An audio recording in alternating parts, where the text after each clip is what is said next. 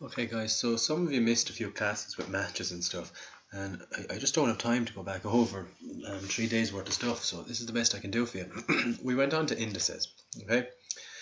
Now just think of it this way. So the numbers 1, 2, 3, they're just, I suppose, natural numbers, okay? Now think about this way. Why do we need natural numbers? Okay, well, obviously to count things.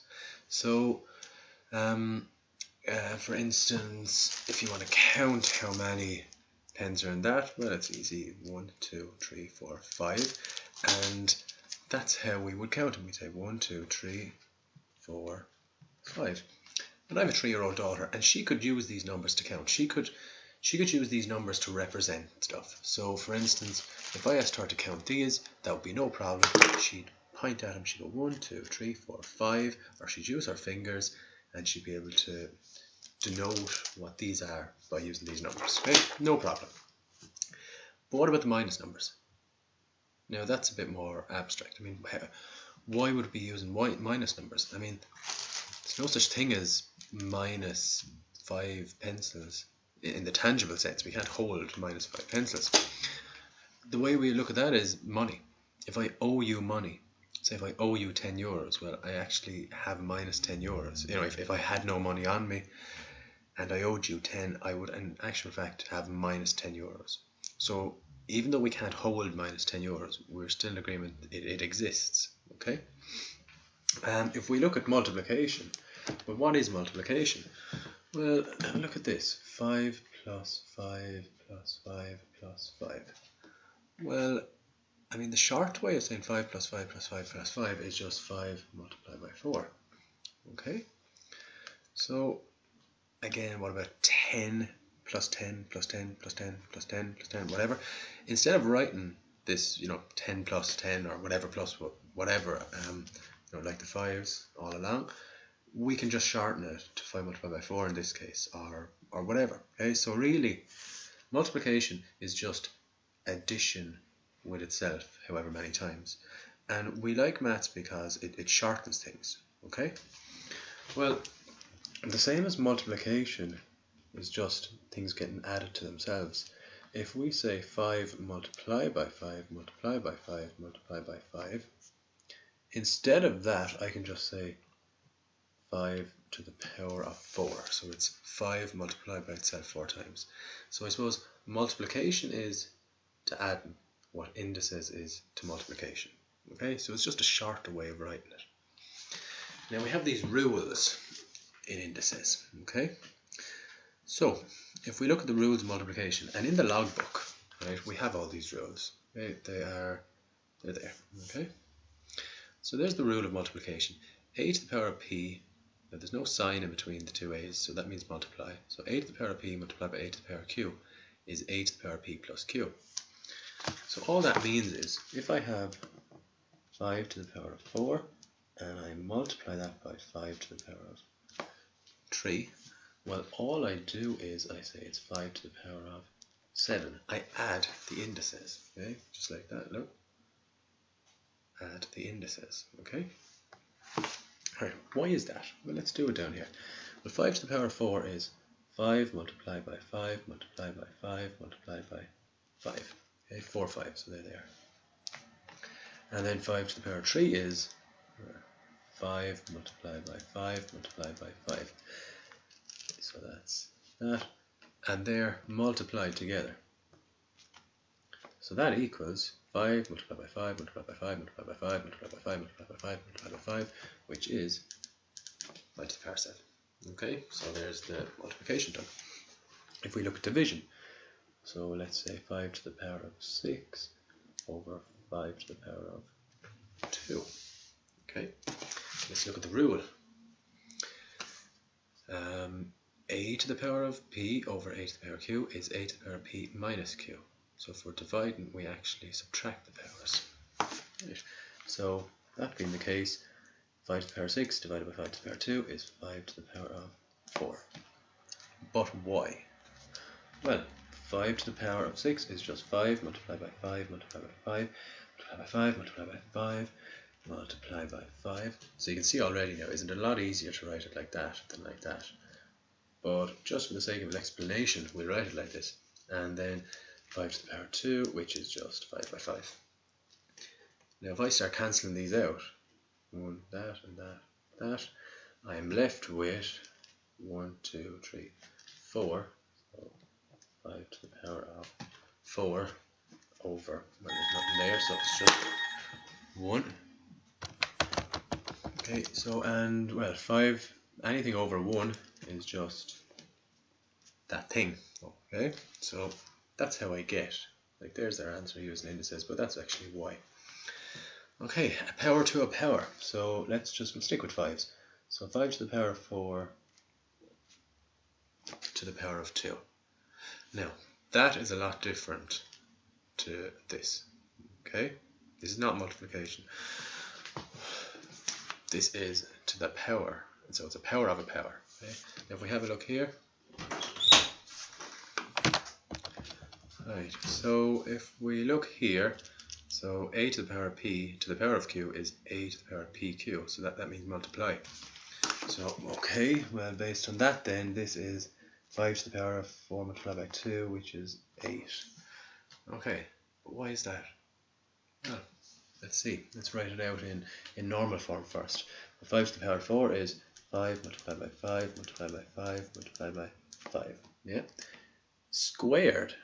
So squared means multiply by itself.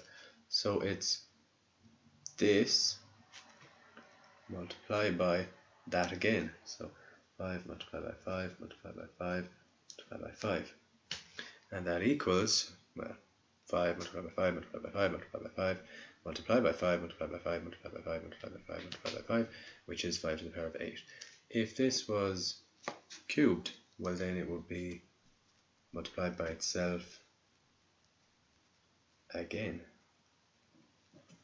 and there'd be 5 to the power of 12, and let's see, will that work? 3 by 4 is 12. Okay, so hope that explains that. To the power of 0 now.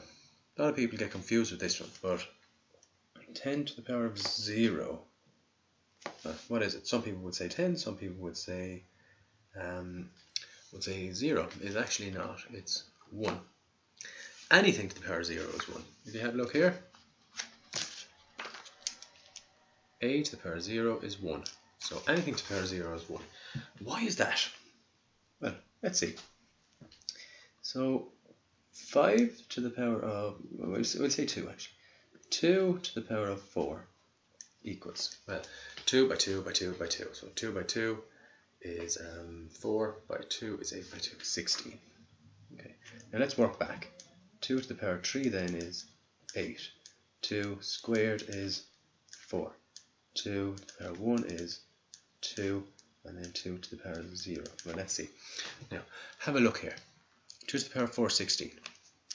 So to get from here to here, we're dividing by 2. 8 to 4, so you're going back again, divide by 2. 4 to get to 2, divide by 2. And 2, now, if you notice, there's a pattern here, we're dividing by 2 all the time. So 16 divided by 2 is 8, 8 divided by 2 is 4, 4 divided by 2 is 2, and 2 then divided by 2 would be 1. And that's going to be the same for all of these. So watch this. 5 to the power of 3 is 125, yeah, 125. And 5 to the power of 2 equals 25. 5 to the power of 1 equals 5. So 5 to the power of 0 must equal, let's see.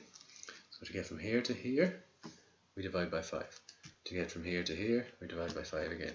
So to get from here to here, we divide that by 5, and it will be 1. So that's going to happen in all cases. Okay.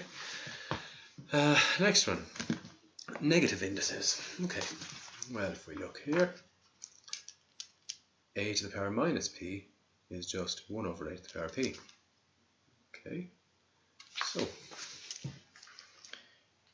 let's say 3 to the power of minus 1, well, that'll just be 1 over 3. Okay.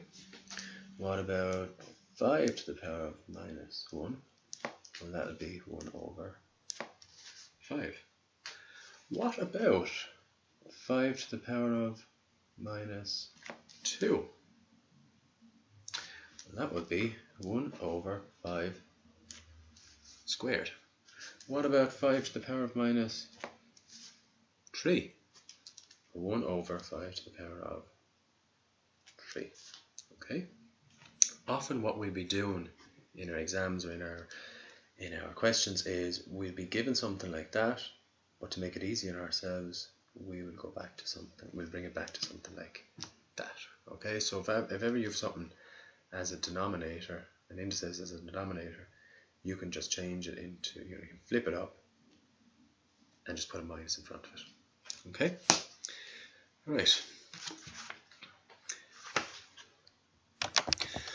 Okay, so next up is products or quotients to a power. So if we have a look at this. Okay, so here we go, this one. Okay, so ab to the power of p equals a to the power of p multiplied by b to the power of p. So all that means is if we have, let's say, 5 over 4 to the power of 3. Okay, well that is the same as 5 to the power of 3. Sorry, what am I doing? Sorry, that's 1. So 5 multiplied by 3 to the power of, say, 2. Well, that is the same as 5 to the power of 2 multiplied by 3 to the power of 2. Okay, so that's all that means. And the next one then, the one I was going to do it over here. 5 over 3 squared, well that is the same as 5 to the power of 2 over 3 to the power of 2. Okay, so should be easy enough, that one. The last one then, here it is. So a to the power of p over q equals q root ap. Okay, looks harder than it is. Okay, so let's make up one. What about 3 to the power of a half? Okay, well that just equals, you'll have your 3 in here, root, and the 2 here. Okay, so the bottom number will go out here. Okay, so we'll try it again. 3 to the power of, say, 3 over 4. Okay, well, the big number will go in here, the bottom number will go out here, and the 3 will go here. Okay, or if you prefer, the 3 will go here, 4 will go here, and the number on top will go out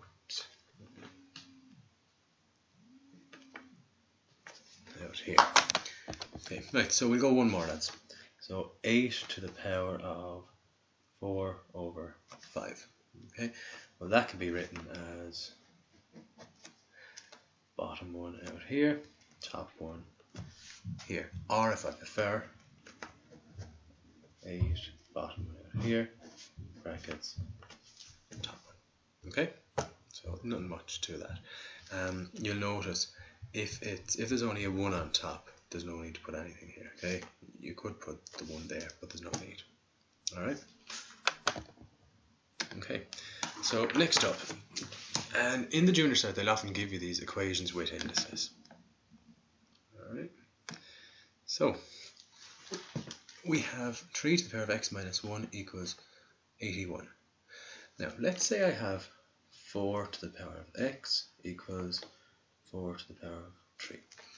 If the big numbers or the bases are the same, then I can actually ignore them and just look at the top and see that x equals 3. Okay, or say if it was 4 to the power of x minus 1 equals 4 to the power of say 6. Again, these are the same, so I can ignore them and I'll just look at the indices bit. So x minus 1 equals 6, so x equals 7. Okay, but in this one, the big numbers or the bases are not the same. So in order for me to be able to do this, I need to make this a tree. I need to make this the same as this. Now, our intuition would tell us that 81 can be written as a power of 3. So, go over here and there's 3 to the power minus 1. But we could use our calculator here and we could just see if 81 can be written as a power of 3. So, let's see. Okay. Can you see it? You can. Yeah, okay. So, 3 squared. 9. Okay, so it's not that. 3 to the power of 3. 27. So it's not that. 3 to the power of 4 equals 81. So I can write 81 as 3 to the power of 4. Now look, I have the bases the same, so I can just concentrate on the indices. So x minus 1 equals 4, so x equals 1 cross x equals 5. Okay, so first one. Let's have a look at this. A little bit more tricky. So we have 2x equals 2 root 2 over 2. Well, let's see if I can start using my knowledge of indices. So root 2, well that's just 2 to the power of, 2 to the power of a half. All over 2, but it's underneath, so that'll be 2 to the power of minus 1. Okay, how did I change it? How did I know that? Well look, is the root one, so I'm using this rule. Okay, again I'm changing the root into a half. Okay, and the one underneath, the one underneath, I'm changing that to minus 1. Actually, do you know what? I've skipped a step there, right? So, do you know what? To make it I suppose, a better explanation, I'll do it step by step here. Okay. So, if I look at this, okay. So, actually, there's 2 different ways of doing it. What way will I do it? Okay, do it this way. So, if I change this, it'll be 2 to the power of a half. Okay. And this is really 2 to the power of 1. Okay. Now I said minus 1, but watch. When I bring it up there, it would become minus 1. Okay. Remember that rule? Look, see it here? So if I bring that up, okay, so that's 2 to the power of a half, 2 to the power of minus 1. Okay. And 2 to the power half and 2 to the power minus 1 is 2 to the power of minus a half. Okay, so that's one way of doing it. Right? Here's another way. It's still 2 to the power of half. Now, it's 2 to the power of 1 equals, and you could look at it this way. You can say, well, hold on. 1 is dividing the other. Okay, so if they're dividing each other, let's have a look. There, we just take one from the other. So it will be half minus 1, which is minus a half as well. Okay, so whichever way you see better. Probably this is easier. Right. Let's have a look at this one. So, oh, sorry, we're not finished. So that's 2 to the power of minus a half equals 2 to the power of x. So x equals minus a half. Okay, because we wanted to find out what x is. Okay, and we got these the same. Right. So let's have a look at this one. Well, we have 4 to the power of x on this side. We have 1 over 32. Okay, so that's just 32 to the power of minus 1. Okay, we know that rule. Now, we still have our 4x. Can I make that a power of 4? Okay, let's see. We know 4 squared is 16, so we'll try 4 to the power of 3. 64. Okay, so 4 won't work. Okay, let's try 2 then. 2 to the power of 3 equals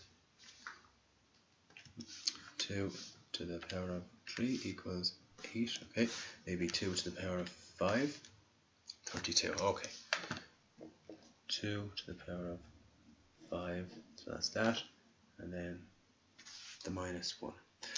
Right, here's the tricky bit though.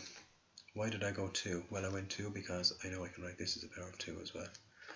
Okay, so this will be 2 squared power of x equals 2 to the power of 5 minus 1. Right, so we know that if we have a power to a power, we'll multiply. So this will be 2 to the power of 2x, and this will be 2 to the power of 5 multiplied by minus 1 is minus 5. My bases are the same, so I can ignore them, and it'll be 2x equals minus 5.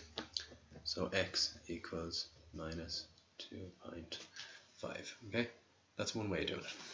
If you wanted to do it another way, we could take this 4 to the power of x equals 1 over 32. I know 32 from earlier on is 2 to the power of 2 to the power of 5. Okay.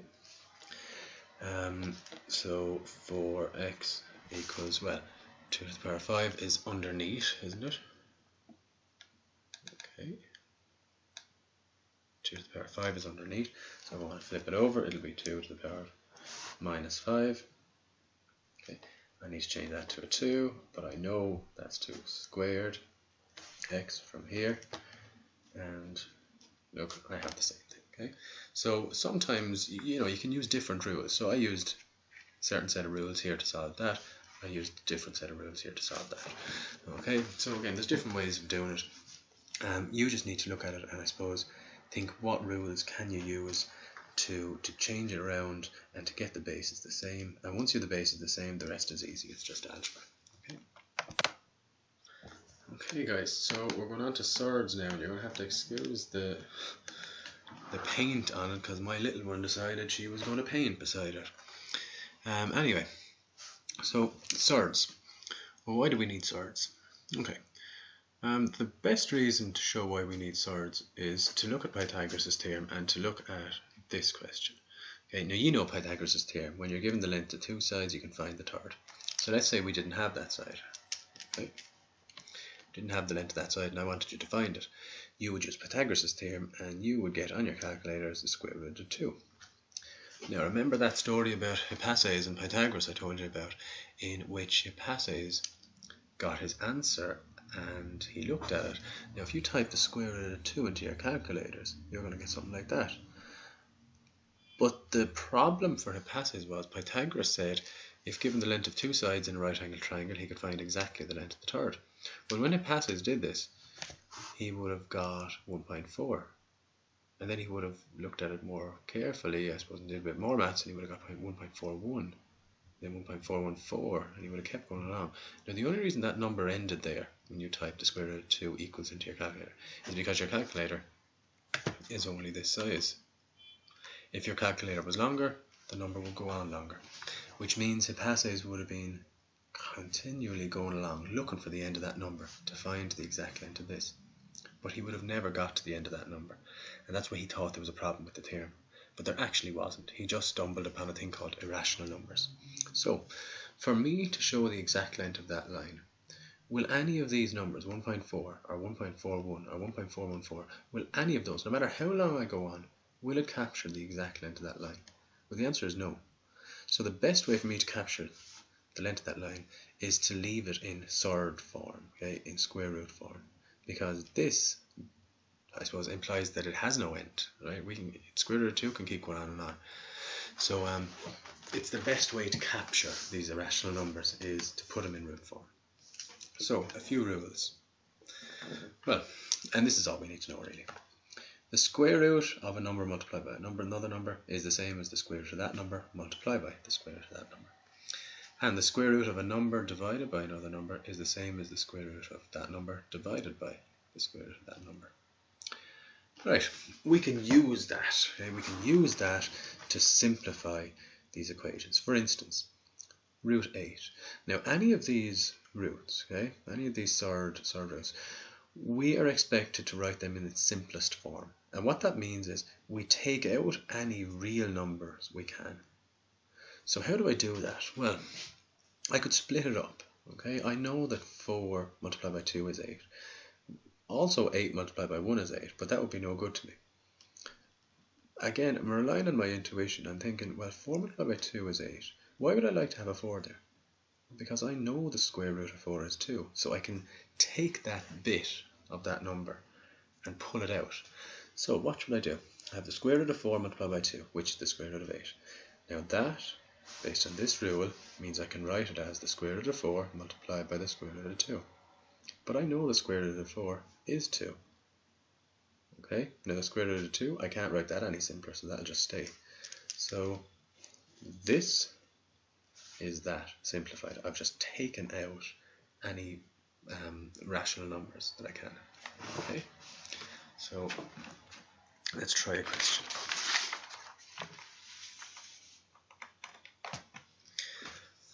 Right, let's go back here. Let me think. Okay, what about root 20? Okay, if I can write that in its simplest form. Well, 20 would be 10 by 2, okay? But 10 by 2 wouldn't be great, because what's the square root of 10? Well, again, I can't write that as a whole number. What's the square root of 2? I can't write that as a whole number.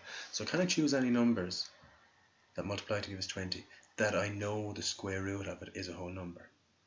Well, yes, again, 4 multiplied by 5. This 4 is a great number. 9 would be another great number. Okay, 16 would be another number. Okay, so I can rewrite that as root 4 multiplied by root 5.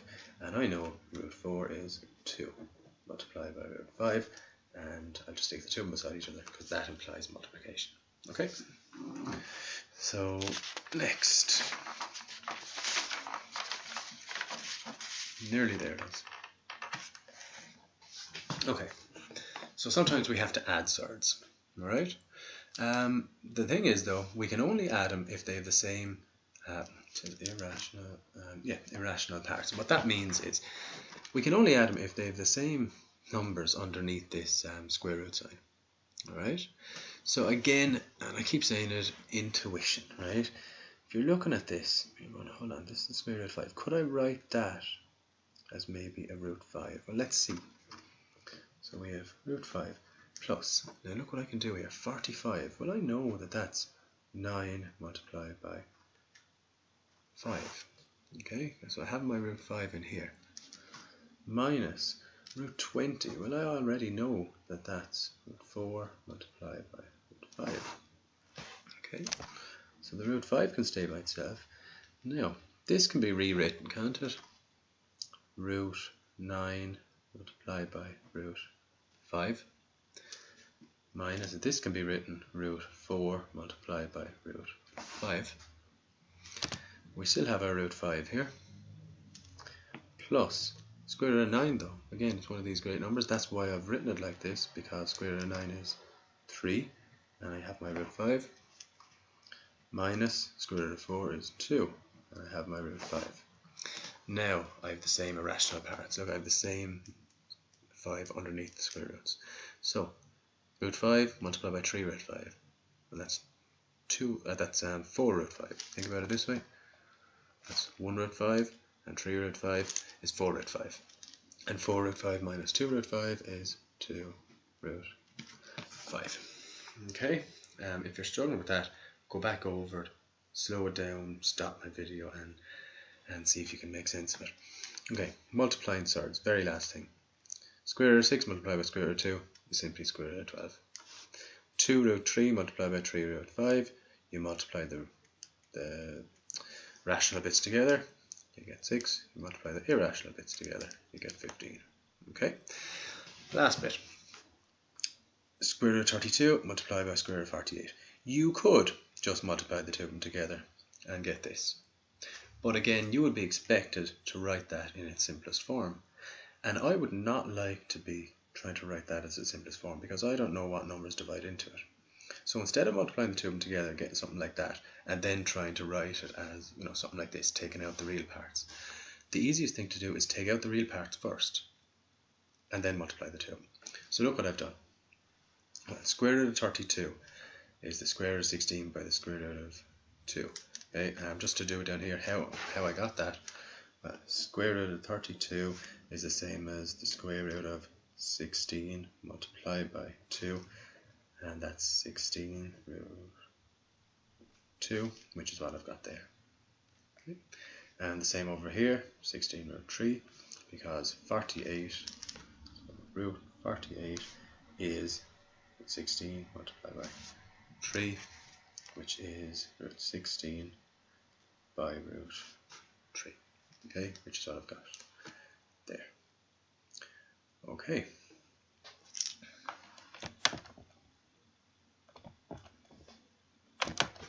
Right, so now if you look here, root 16 multiplied by root 2. Well, root 16 is 4. Okay, so I've taken this and I've wrote it just like that because root 16 I know is 4 multiplied by root 2. Root 2 stays the same. This bit here, again root 16 is 4 and square root of 3 stays the same.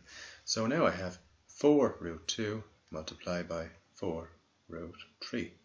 And I'm multiplying the two of them, so it's the rational bits by the rational bits, so 4 by 4 is 16. Square root of 2 multiplied by square root of 3 is square root of 6. So there's my answer. Okay, and really that is just that simplified. But it's a lot easier to simplify this and then multiply them together than multiply it together and then try simplify that. Okay, that's it guys. Hope that helped. So best of luck.